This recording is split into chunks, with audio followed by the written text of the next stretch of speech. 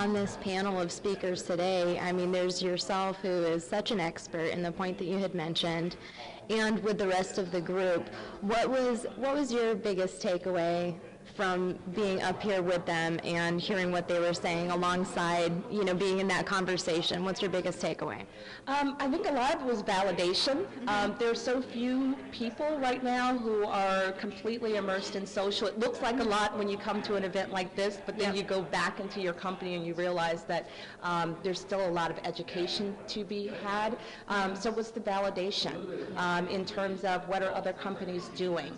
What tools are currently available? The intersection between search and social and where the industry is actually going. And we heard it from four different perspectives. There was how the agency views it, how one of the major partners, LinkedIn, views it, how someone building tools to help you leverage it, Buddy Media, is viewing it, and then myself as the actual practitioner. So the big takeaway is that we're moving in the right direction and there's a lot more on the horizon. Awesome. And then one more question with that.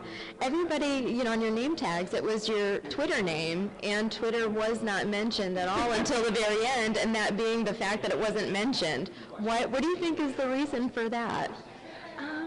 Well, that's an interesting question. Yeah. I think that, honestly, that sometimes you can be so big and so ubiquitous that you go without saying. And I think that that's what Twitter is right now. I think that in some regards it goes without saying.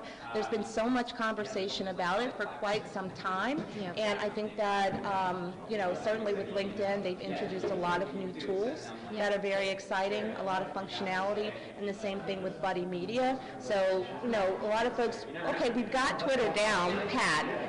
Let's also look at some other platforms and figure out how do we build from there. I certainly don't think it was a slight or the sense that Twitter is irrelevant. I think Twitter's a great foundation, and now folks are building on it. Awesome. Do you have anything else to add? Thank you so much.